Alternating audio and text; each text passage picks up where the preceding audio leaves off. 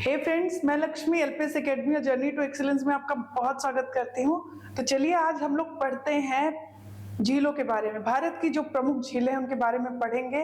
प्राकृतिक झीलों को देखेंगे, कृत्रिम झीलों को देखेंगे, लवणीय झीलों को देखेंगे यानी खारे पानी की झीलों को देखेंगे, मीठे पानी की झीलों को देखेंगे। तो चलिए स्टार्ट करते हैं। देखिए ये जो मैंने मैप बनाया है इसमें मैंने प्लेस को रेड कलर से डॉट डॉट कर दिया है। और आप लोग को अगर समझ में ना आए, मैं मान के चलती हूँ कि मैपिंग हर कोई करता होगा जो तैयारी कर रहा है। अगर नहीं करते तो एक बार मैप निकाल के रखना और देखना ये कौन कौन सी जगह है। ठीक है, चलिए सबसे पहले हम लोग सबसे ऊपर से स्टार्ट करते हैं यहां से। तो देखिए सबसे पहले है जम्मू कश्मीर। क्या है? जम्मू कश्मीर। जम्मू कश्मीर में जो झीलें हैं गंगा बल, गाडसर, बुलर, वेरी नाग, अनंतनाग, शेषनाग, केसरनाग, पोंगो गदो, नागिन, सिमोरीरी, मानस बल। ठीक है, तो इसमें जो ये गंगा बल है ये नॉर्थ श्रीनगर में है। कहां पे है? उत्तरी श्रीनगर में है। सिमोरीरी कहां पर है? लद्दाख में है।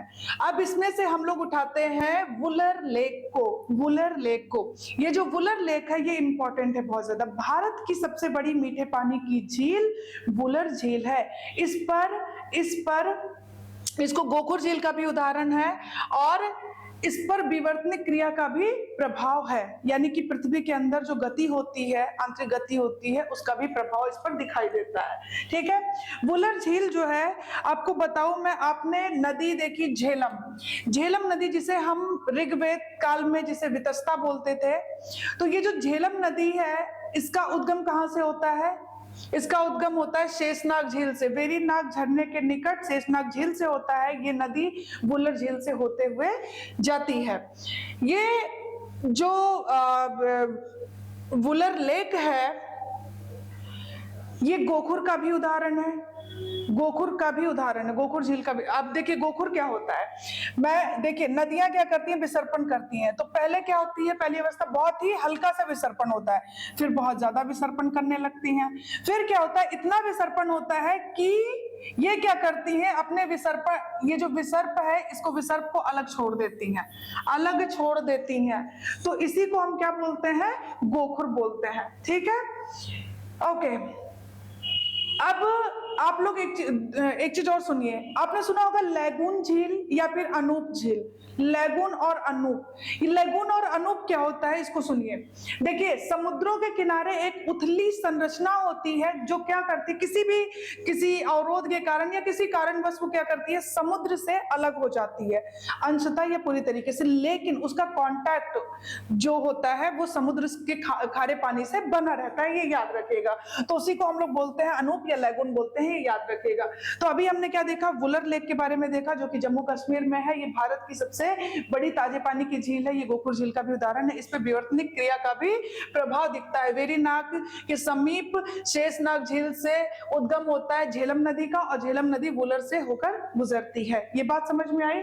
चलिए अब अनूप और लैगून जो बताया था उसके उदाहरण आगे बताऊंगी, लेकिन यहीं पर देख लीजिए चिल्का, पुलिकट, कयाल। कयाल क्या होता है? एक्चुअल में जो केरला है वहां पे जो नदियां झीलें हैं तो उन झीलों को, लैगून झीलों को स्थानीय भाषा में कयाल बोलते हैं। ठीक है, अब आइए हिमाचल प्रदेश। हिमाचल प्रदेश में सूरज और चंद्रताल, भृगु और मक्षियाल और रेणुका, ये झीलें कहां पे पाई जाती हैं? हिमाचल प्रदेश में पाई जाती हैं।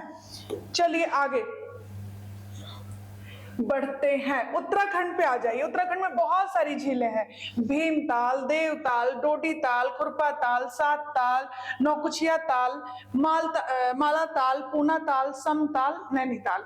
तो ये सारी झीलें। इस पे जो मैंने ब्लू कलर से स्टार बनाया इसका क्या मतलब है? इसका मतलब है कि भीमताल, खुरपाताल, नैनीताल, समताल, मालताल ये और नौकुचिया ताल ये हिमानी झीलें हैं। तो कई बार पूछ लेता है, वैसे भी आपको पता होना चाहिए।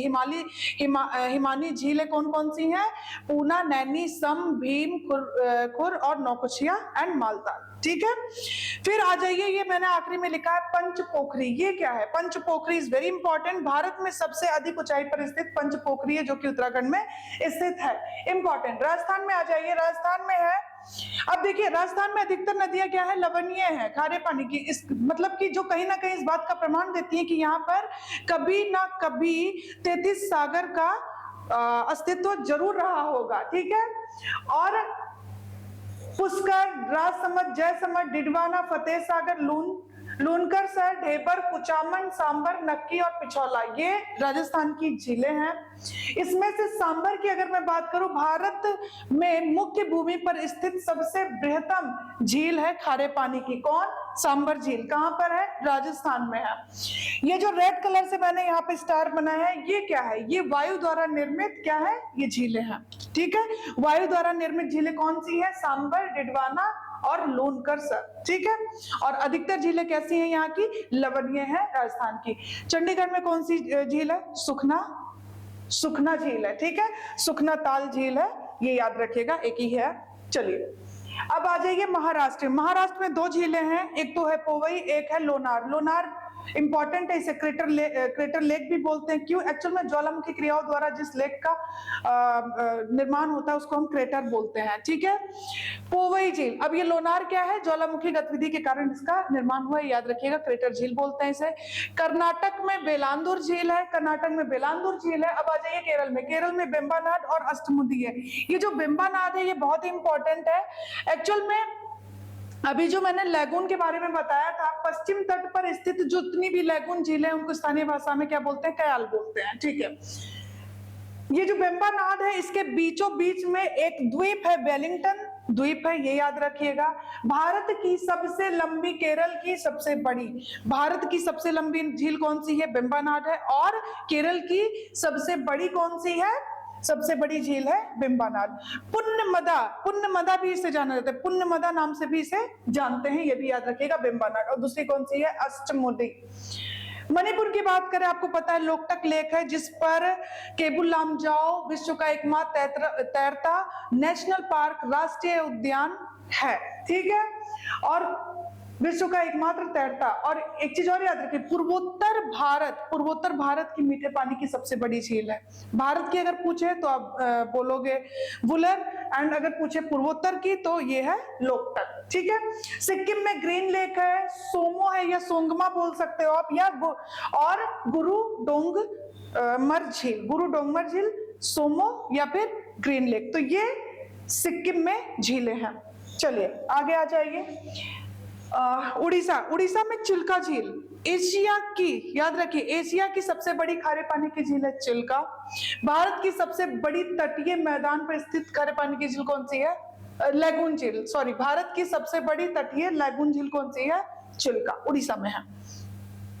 उत्तर प्रदेश में फुलहर झील है, गोमती नदी यहाँ से निकलती है, गोमती नदी का उद्गम होता है। बिहार में कांवर लेक है, कहां पर है? बेगूसराय में है, बिहार में। आंध्रा पे आ जाइए, आंध्रा में है कोलेरू लेक। कोलेरू लेक कृष्णा और गोदावरी के डेल्टा के बीच में स्थित है। पुलिकट की अगर बात करें, भारत का दूसरा सबसे बड़ा खारे पानी का झील है पुलिकट, और आंध्र प्रदेश तमिलनाडु की सीमा पर है। आंध्र प्रदेश तमिलनाडु की सीमा पर पुलिकट है। न केवल ये, पुलिकट पर स्थित श्रीहरिकोटा द्वीप, इसी पर सतीश धवन अंतरिक्ष केंद्र स्थित है। इंपॉर्टेंट। चलिए आगे। हरियाणा में सूरज कुंड है, हरियाणा में क्या है? सूरज कुंड झील है। और तमिलनाडु में कोडाईकनाल और काली वैली है, काली वैली है तमिलनाडु में। तो ये हो गई झीलें। अब आ जाइए मानव निर्मित झीलें पे आते हैं हम लोग। मानव निर्मित झीलों में सबसे पहले आ जाते हैं हम लोग चंबल नदी पर। चंबल नदी निकलती है मध्य प्रदेश के जनापाव पहाड़ी से, और इसी के पानी को रोककर मध्य प्रदेश में एक झील और राजस्थान में दो झीलों का निर्माण किया गया है। मानव निर्मित यानी मैन मेड, आर्टिफिशियल, कृत्रिम झीलें इन्हें बोलते हैं। गांधी सागर मध्य प्रदेश में, और राजस्थान में जवाहर सागर और राणा प्रताप सागर, ये तीन झीलें नदी चंबल पर हैं।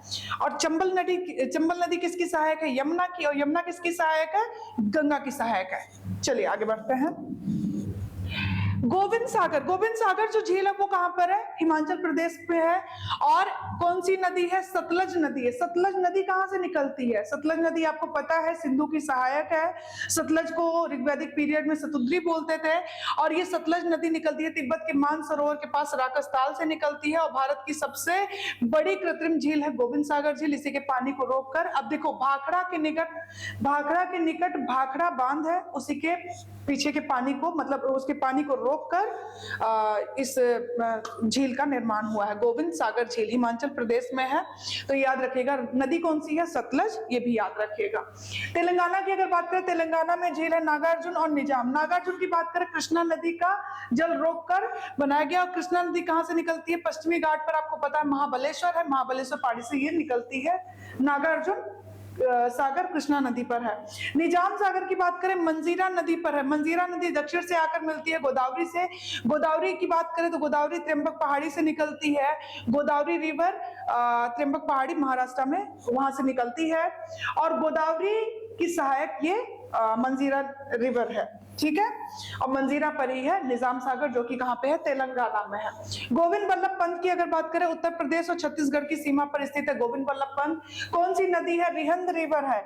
अब रिहंद की बात करें तो रिहंद रिवर जो सोन नदी है, सोन नदी की सहायक है। सोन नदी की अगर बात करें तो मैकाल पहाड़ी का उच्चतम पीक जो है, हाईएस्ट पीक जो है, नाम है उसका अमरकंटक। अमरकंटक से निकलती है और उत्तर की तरफ जाते हुए गंगा से पटना में मिल जाती है। उसी सोन नदी की सहायक है रिहंद नदी, ठीक है। तो याद रखिएगा, रिहंद नदी पर गोविंद बल्लभ पंत ये झील है। अब आ जाइए तमिलनाडु। तमिलनाडु में कावेरी नदी के जल को रोककर झील का निर्माण किया गया है। नाम है स्टानले। और कावेरी की बात करूं तो आपको पता है कि दक्षिण की गंगा बोलते हैं और ब्रह्मगिरी हिल से ये निकलती है, ठीक है। महाराष्ट्र में शिवाजी सागर है, कोयना बांध द्वारा निर्मित कृत्रिम जलाशय। कोयना बांध, तो कोयना बांध द्वारा निर्मित है ये। कहां पर है? महाराष्ट्र में शिवाजी सागर। केरला की अगर बात करूं, केरला में पेरियार झील है। पेरियार रिवर पर पेरियार नदी को बोलते हैं केरल की जीवन रेखा बोलते हैं पेरियार झील। भारत की सबसे सुव्यवस्थित झील यही है, पेरियार। गुजरात की बात करें, कच्छ जिले में है हमीरसर झील। हमीरसर झील है गुजरात के कच्छ जिले में। तो ये थी इंपॉर्टेंट लेक्स जो हमने बहुत ही कम समय में कवर कर लिया। और उम्मीद करती हूँ कि आपको वीडियो अच्छा लगेगा। खूब पढ़िए, खूब खुश रहिए। Thank you so much.